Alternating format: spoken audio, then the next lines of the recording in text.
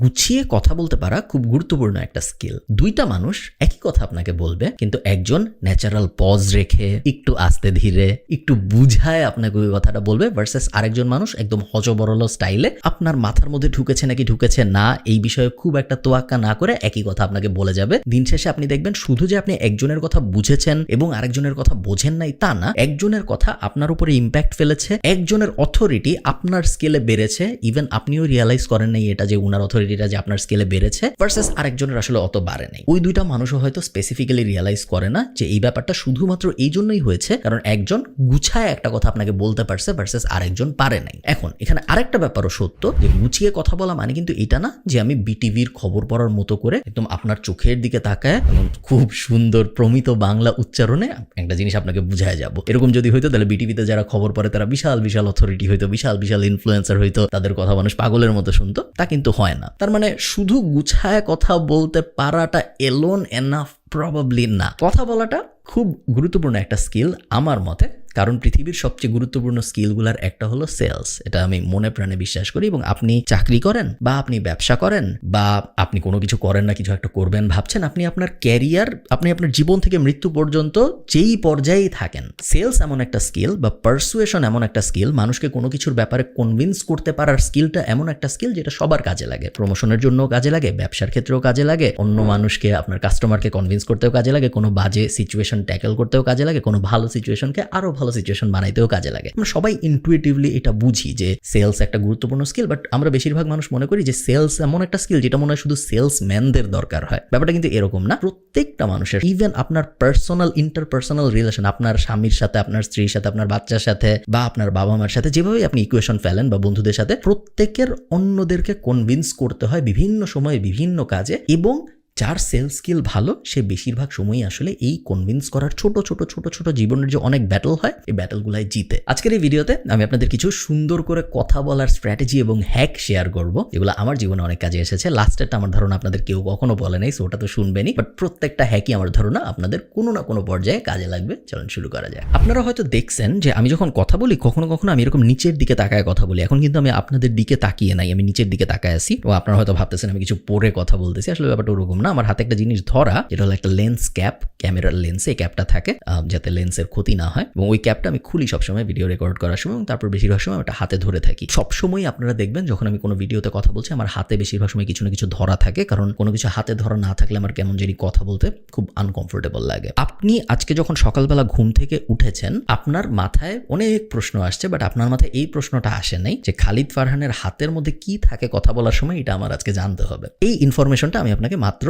খাওয়ালাম, গিলালাম জোর করে, বাট এই ইনফরমেশনটা আপনার দরকার ছিল না। এই ইনফরমেশনটা যে আমি আপনাকে দিতে পারলাম এবং এই ইনফরমেশনটা যে আপনি গ্রহণও করলেন এবং একটা জিনিস এখন আপনি জানলেন যেটা আপনি আগে আসলে জানতেন না, তেমন লাইফ চেঞ্জিং ইনফরমেশন না। এটা জানা না জানে আপনার জীবনে কোনো পরিবর্তন আসতো না এবং আমার জীবনেও কোনো পরিবর্তন আসতো না। তো এটা একটা বাজে এক্সাম্পল অফ ইনফরমেশন, বাট আমি জাস্ট আপনাদের বোঝানোর জন্য বলতেছি। এই ইনফরমেশনটা আমি আপনাকে কেমনে বুঝাইতে পারলাম, কেমনে জানাতে পারলাম, এই ইনফরমেশনটা আমি আপনাকে এই কারণেই জানাতে এবং বোঝাতে পেরেছি, তার কারণ এই ভিডিওটার এতক্ষণ পর্যন্ত সময় ব্যয় হলো, এই সময় পর্যন্ত আপনি ছিলেন এই ভিডিওটার মধ্যে। কেন ছিলেন? তার কারণ আপনি জেনারেলি দেখেছেন গত 5-6 বছর, যতদিন ধরে আপনি আমাকে দেখেন, বা 1 মাস, যে আমি যখন কথাবার্তা বলি বেশিরভাগ সময় হয়তো আমি ইম্পর্টেন্ট কথাবার্তা বলি।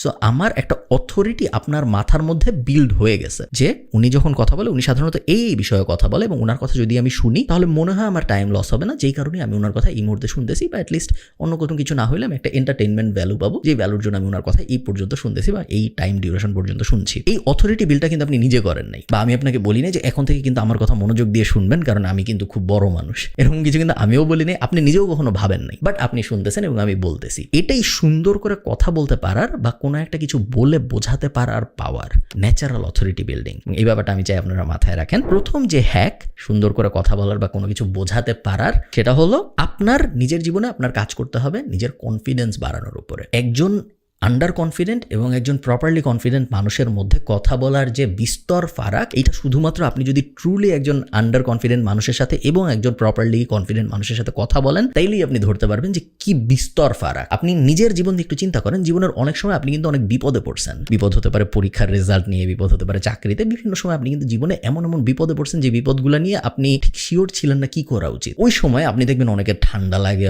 অনেকে ন্যাচারালি কাঁপতে থাকে, অনেকের গলার স্বর কাঁপা শুরু হয়, অনেক ন্যাচারাল ভ্যারিয়েশন আসে। অ্যাংজাইটি ডিল করার জন্য বিভিন্ন মানুষ বিভিন্নভাবে এটাকে ডিল করে। ওই সময়গুলো আপনি ছিলেন আন্ডার কনফিডেন্ট। ওই সময়গুলো যদি আপনার সাথে কেউ কথা বলতো, আপনি যাই বলতেন আপনি তাদের আসলে কনভিন্স করতে পারতেন না, কারণ তারা আপনার ওই টোনটা থেকে বুঝে যেত সামথিং ইজ রং এবং তারা কনভিন্স হইতো না। অন দ্য আদার হ্যান্ড, আপনার জীবনে এরকম একটা দুইটা মোমেন্ট ছিল যে সময় আপনি অনেক কনফিডেন্ট ছিলেন। খুব বড় কোনো মোমেন্ট হতে হবে না, হয়তো আপনি ক্রিকেট খেলতেছিলেন আপনার গলিতে বা মাঠে, খুব ভালো একটা ইনিংস খেলছেন বা আপনি 4টা উইকেট নিছেন। ওই দিন কিন্তু আপনার কনফিডেন্স একটু অন্যরকম ছিল এবং ওই কনফিডেন্সের কারণে ওই দিন আপনি একটু অন্যরকম বিহেভ করছেন এবং আপনি যা যা বলছেন মানুষজন আপনার আশপাশে কিন্তু একটু বেশি শুনছে আপনার ওই কথাটা। অনেক আহামরি কিছু বলেছেন এরকম না, বাট যাই আপনি বলছেন মানুষ একটু বেশি শুনছে। তো আমাদের কনফিডেন্স আমাদের কথা বলার এবিলিটিতে যেই পরিমাণ প্রভাব ফেলে, এই পরিমাণ প্রভাব বা ইম্প্যাক্ট অন্য কোনো কিছু আমাদের কথা বলার উপরে ফেলে না। আপনার কনফিডেন্স আপনার অবশ্যই গ্রো করতে হবে এবং এটা আপনি যদি তরুণ হয়ে থাকেন, বয়স্ক হয়ে থাকেন, ডাজন্ট রিয়েলি ম্যাটার, যেই বয়সেরই আপনি হন, কনফিডেন্স বাড়ানোর বা কনফিডেন্স ইমপ্রুভ করার কোনো লিমিটেশন নেই বা কোনো বয়স নেই এবং কোনো শেষও নেই। যতই আপনি কনফিডেন্স বাড়াতে পারেন আপনার, তত আসলে ভালো। কনফিডেন্স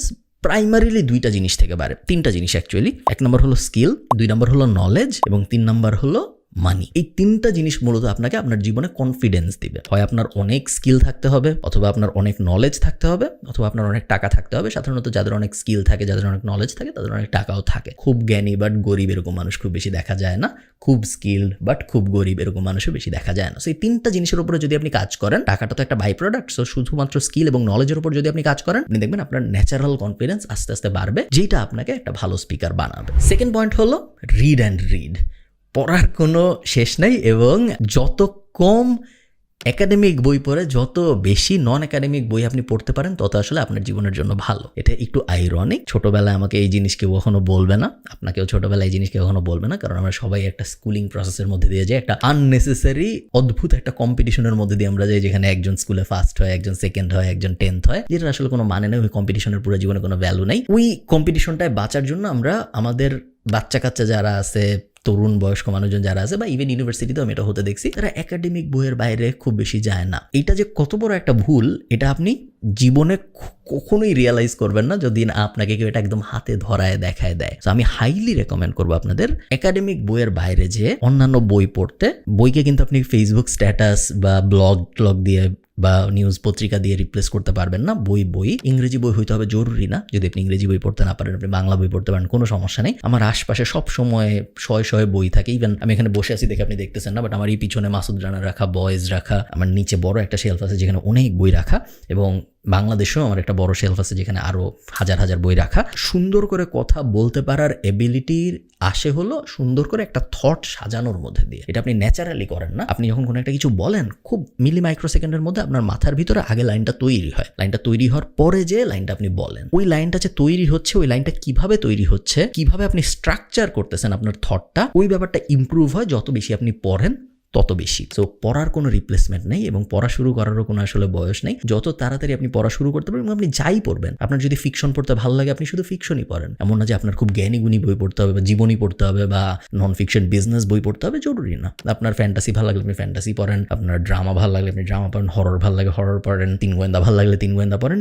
কোন বই পড়তেছেন এটা খুব একটা জরুরি না। জরুরি হলো পড়া, যাতে করে আপনার মাথার মধ্যে ওই সিকোয়েন্সিং এর পার্টটা ইমপ্রুভ করে। থার্ড, এই জিনিসটাও আসলে কতজন মানুষ আপনাদের বলে আমি ঠিক শিওর না, বাট প্রোনাউন্সিয়েশন ইজ ইম্পর্ট্যান্ট। আপনি ন্যাচারালি কথা বলবেন, এতে কোনো সমস্যা নেই। যারা আপনাকে বলে যে তুমি বাংলার সাথে ইংরেজি মিশায়া কথা বলতেছো কেন, বা তুমি ইংরেজির সাথে বাংলা মিশায়া কথা বলতেছো কেন, তুমি তো গুরু চণ্ডালী দোষ করতেছো, সাধু এবং চলিত ভাষা মিশায়া, তাদেরকে আপনি বলবেন যে তারা কি বলতেছে এটা আসলে খুব একটা গুরুত্বপূর্ণ ব্যাপার না, কারণ আমরা ন্যাচারালি এভাবেই কথা বলি। এই যে আমরা ন্যাচারালি এভাবে কথা বলি, এই লাইনটা আমি বললাম, এর মধ্যে ন্যাচারালি ওয়ার্ডটা ইংরেজি, বাট এই ওয়ার্ডটা কিন্তু শুনতে স্বাভাবিক লাগতেছে। তার কারণ আমরা বাংলাদেশিরা এভাবেই কথা বলি, আমরা আরবান বাংলাদেশি যাদের বলি আমরা এভাবেই কথা বলি। আপনি কোন ডায়ালেক্টে কথা বলতেছেন, আপনি কোন টোনে টিউনে কথা বলতেছেন, এর থেকেও গুরুত্বপূর্ণ ব্যাপার হলো আপনার প্রোনাউন্সিয়েশন ঠিক আছে নাকি। তো এটার মানে আবার এই না যে সাইফুডসে গেলে বা বিভিন্ন ইংলিশ পেজে যে আপনারা দেখবেন আপনাদের শিখায় যে ব্রিটিশ টোনে অ্যাকসেন্টে কথা বলতে হবে এইভাবে, ইংরেজির অ্যাকসেন্টে কথা বলতে হবে এইভাবে। আমি আপনাদের বলতেছি না আপনি অত এক্সট্রিমে যান, বাট অ্যাটলিস্ট আপনার বাংলা ঠিকঠাক মতো বলতে পারা উচিত, যেটা শুনলে মানুষের মনে হবে না যে ধুর ও তো বাংলাই বলতে পারে না। বাংলা আমাদের একটা ন্যাচারাল ল্যাঙ্গুয়েজ, যেটা আমরা ছোটবেলা থেকে শুনে আসতেছি, আমাদের আশপাশে বলে আসতেছি, সারা জীবন ধরে আমরা বলে এসেছি। সারা জীবন ধরে বাংলা বলে আসার পরেও যদি আমরা বাংলা সুন্দর করে বলতে না পারি, I think that's a flaw. এই ফ্লটা আপনার স্বীকার করতে হবে যে আমার মধ্যে এই ফ্লটা আছে, যে আমি 10 বার না করে সুন্দর করে একটা কথা বোঝাতে না পেরে আমি র্যান্ডম ওয়ার্ড খুঁজতে থাকি, আমি খুব ভালো জানি না শব্দ টব্দ, আমি যে জানি না এটা আমি রিয়েলাইজ করি না। যে কোনো প্রবলেমের ফার্স্ট সলিউশন কিন্তু প্রবলেমটা অ্যাকসেপ্ট করতে পারা, এবং এই প্রবলেমটা অনেকের আছে যারা এই প্রবলেমটা কখনো অ্যাকসেপ্ট করে না যে আমি আসলে বাংলায় ঠিক মতো বলতে পারিনি। এবং আমরা কখনো অন্যদের বলি না যে ভাই তুমি তো আসলে বাংলা বলতে পারো না, কারণ এটা বলাটাও একটু এম্বারাসিং একটা ব্যাপার, যে শুনবে তার জন্য আরও এম্বারাসিং একটা ব্যাপার, এবং সে খুব সহজে একটা কাউন্টার আর্গুমেন্ট দিতে পারে যে দূর আমি বাংলা বলতে না পেরে আমার কি লস হয়েছে জীবনে, আমার জীবন কি খুব ভালো একটা যায় নাই, আমার জীবন তো খুব ভালোই গেছে, সেরকম কাউন্টার আর্গুমেন্ট সে দিতে পারে। বাট আপনি যদি একজন গুড স্পিকার হইতে চান, আপনি যদি সুন্দর করে কথা বলতে চান, সুন্দর করে বাংলা বলতে চাওয়াটা, বাংলা বলতে পারাটা খুব ইম্পর্টেন্ট। আচ্ছা, লাস্ট পয়েন্টে যাওয়ার আগে আমি আরেকটা ব্যাপার বলে রাখি, যদি আপনার কথাবার্তায় সাবস্টেন্স কম থাকে তাহলে আপনার উচিত কম কথা বলা। এইটা এমন একটা জিনিস যেটা আপনাকে অথরিটি বিল্ড করতে হেল্প করবে over a longer period of time. একটা অথরিটি মেজারমেন্টের, একজন মানুষের অথরিটি বলতে আমি আসলে বোঝাচ্ছি একজন মানুষ আপনার কথাটাকে কত ভ্যালু দেয়। হতে পারে আপনার বন্ধু বান্ধব, হতে পারে আপনার আত্মীয় স্বজন, হতে পারে আপনার বাপ মা বা আপনার সন্তান বা আপনার হাজব্যান্ড বা আপনার ওয়াইফ। রিলেশনশিপের স্পেকট্রামে যারা যারা আছে সবাই এটা হতে পারে, বা আপনি যদি কন্টেন্ট ক্রিয়েটর হন তাহলে সাধারণ মানুষ যারা আপনার ভিডিও দেখে বা আপনার ব্লগ পড়ে। আপনার কথাকে মানুষ কত ভ্যালু দেয়, এটার ফ্যান্সি টার্মটা হলো অথরিটি। আপনার অথরিটি কতটুকু মানুষের মনের ভিতরে, মানুষের ব্রেইনের ভিতরে। এই অথরিটি মেজারমেন্টের একটা উপায় হলো উইজডম পার মিনিট। প্রত্যেক মিনিট আপনার কথা শোনার কারণে মানুষ কি কি শিখলো, মানুষ কি কি জানলো, যেটা মানুষ আগে জানতো না বা আগে শিখে নেই, বা আগে জানলে শিখলো আবার একটু রিসার্ফেস হয়েছে। উইজডম পার মিনিট আপনি যত বাড়াইতে পারেন, সোজা বাংলায় আমরা বললে প্রতি মিনিটে আপনি যত বেশি জ্ঞান দিতে পারেন, তত আসলে আপনার অথরিটি মানুষের মনের মধ্যে, মানুষের ব্রেনের মধ্যে বাড়তে থাকে। সো এখানে একটা টুইস্ট আছে কিন্তু, প্রতি মিনিটে যদি আপনার অনেক জ্ঞান দিতে হয় এবং অন্যান্যদের থেকে প্রতি মিনিটে আপনি যদি আরো বেশি জ্ঞান দিতে চান এবং ন্যাচারালি দিতে চান, এমন না যে আমি একটা স্ক্রিপ্ট পড়ে আপনাকে জ্ঞান দিব যে আজকে আমি এই জিনিস পড়তেছি আপনি শুনেন, ওটা তো জ্ঞান দেওয়া হলো না। এই ন্যাচারাল উইজডম যদি আপনি মানুষের মনে আপনাকে নিয়ে পারসিভ করাইতে চান, তাহলে আপনার ভিতরে উইজডম থাকতে হবে, নাহলে তো আপনি প্রত্যেক মিনিটে এত জ্ঞান দিতে পারবেন না। যদি না থাকে এবং তারপরেও যদি আপনি অনেক কথা বলেন, তাহলে পার মিনিট রেশিওতে কিন্তু আপনি পিছায় পড়তেছেন। পার মিনিট রেশিওতে আপনার দেখা যাবে একটা উইজডমও নাই প্রত্যেক মিনিটে। এটা আসলে এভাবে হিসাব করা যায় না, আমি বোঝানোর জন্য বলছি। ভার্সেস আরেকজন হয়তো প্রত্যেক মিনিটে 40টা উইজডম দিছে। সো জ্ঞান কম থাকার পরে, নলেজ কম থাকার পরে, স্কিল কম থাকার পরে যদি আপনি কম কথা বলেন তাহলে কোনো সমস্যা নেই, তাহলে আপনার উইজডম পার মিনিট রেশিও ঠিক থাকবে। জ্ঞান কম, নলেজ কম, স্কিল কম, কিন্তু আপনি কথা বলেন অনেক বেশি, তখন উইজডম পার রেশিওটা ওলটপালট হয়ে যায় এবং মানুষের মনে আপনাকে নিয়ে কোনো অথরিটি থাকে না, থাকলেও আস্তে আস্তে কমা শুরু করে। সেই ব্যাপারটা মাথায় রাখবেন।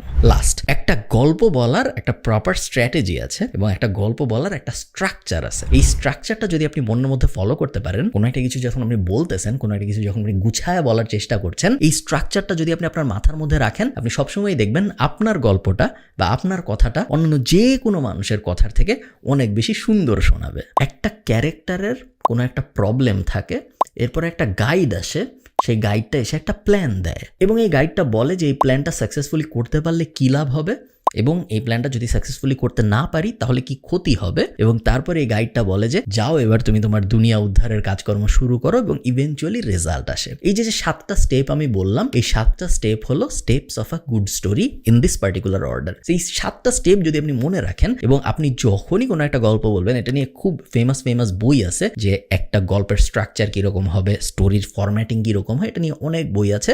বইয়ের মূল প্রতিপাদ্য বিষয় এটাই যে এই 7টা ফরম্যাটের স্টেপ যদি আপনি এক্স্যাক্টলি এই ফরম্যাটে ফলো করতে পারেন, সেই ক্ষেত্রে আপনি সবসময় অন্যান্য মানুষদের থেকে অনেক ভালো স্টোরি বলতে পারবেন, কারণ প্রত্যেকটা স্টোরির আর্ক এটাই। এটা স্ট্যান্ডার্ড ইউনিভার্সাল স্টোরি ফরম্যাট বলা হয়। এই স্টোরি ফরম্যাটে সাজায় আপনি যাই বলবেন, মানুষের কাছে মনে হবে যে সে অনেক সুন্দর একটা রোলার কোস্টারের ভিতর দিয়ে গেছে এবং সে খুব ইন্টারেস্টিং একটা জিনিস শুনছে, যদিও বা অনেক সময় সে যা শুনতেছে তা হয়তো খুব বেসিক একটা ব্যাপার। আমি যে আপনারা এই ফরম্যাটটা মনে রাখেন, এই ফরম্যাটটা খুব বেশি মানুষ বলবে না, কারণ স্টোরি বানানো বা গল্প বানানো নিয়ে তো আসলে খুব বেশি কথাবার্তা হয় না। এইটাই আমার মতে, আমি এই জিনিসগুলোই শিখছি। আমি যে খুব ভালো কথা বলতে পারি এরকম ব্যাপারটা না, আমি নিজেও শিখতেছি এবং আমি চাই আমার সাথে সাথে আপনারাও শিখেন। তো আমার নিজের কথা বলার জার্নিতে এই স্টেপগুলো খুব বেশি হেল্প করেছে আমাকে। ভালো থাকেন সবাই, সবার সাথে আমার দেখা হবে পরের কোনো একটা ভিডিওতে। টাটা।